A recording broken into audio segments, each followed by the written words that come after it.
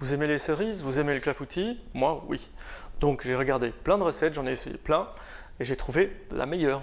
C'est un peu un mélange de toutes celles qui m'ont bien plu.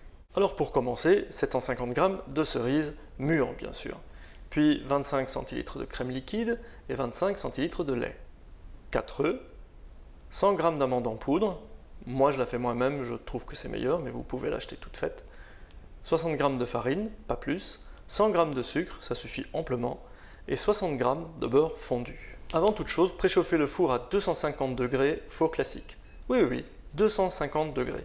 Et voici un dénoyauteur. Pour les cerises, ça aide énormément.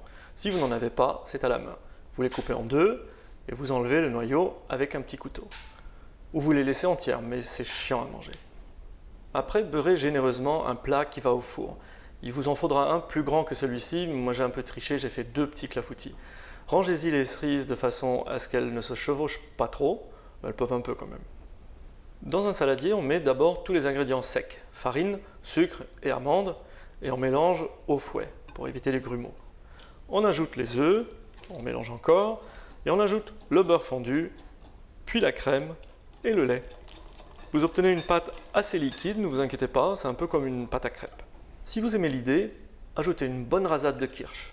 Moi, j'aime l'idée.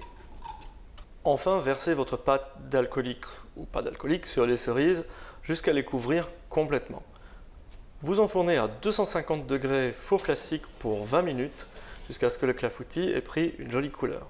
Ensuite, vous baissez à 200 degrés et laissez cuire encore 15-20 minutes. Il faut que la pâte ne soit plus liquide, mais qu'elle tremblote encore un peu. Si elle est comme ça, elle est parfaite, il faut la sortir. Miam miam miam. Aïe. Il est court le temps des cerises, donc si vous voulez essayer avec un autre fruit, allez-y et dites-moi ce que ça a donné. Bye bye.